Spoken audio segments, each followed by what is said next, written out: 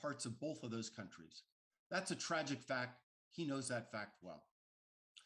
Third, while we're distracting debating the origins of NATO expansion going back 30 years about something that Jim Baker said to Gorbachev, Putin has continued to march forward on a much larger destabilizing agenda of undermining democracy in his neighborhood.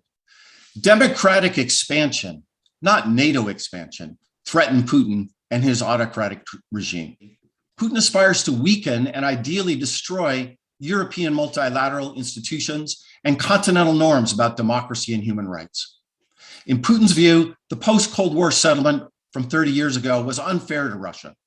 Although he understands well the low probabilities of success regarding these sets of objectives, Putin seeks an end to NATO, end to the European Union, and more immediately, at least weaken unity in both of those organizations. The currently deployed Russian land and naval forces are like a boa constrictor around Ukraine, choking its economy and further threatening its sovereignty. If the Kremlin can bring about a collapse of the Ukrainian economy and government, it will not need to launch a new offensive or worry about sanctions. This is the riskiest thing that Putin has done in his 22 years in power.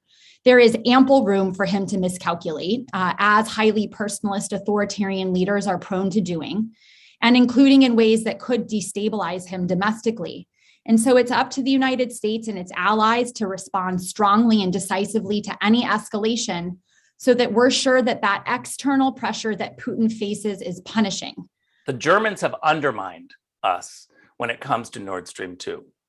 And to have all of official Washington racing towards military options, ignoring the diplomatic tool that will cripple Putin, that will deny him the money that he so desperately needs to go on the offense, to not even discuss Nord Stream 2, I think is shameful.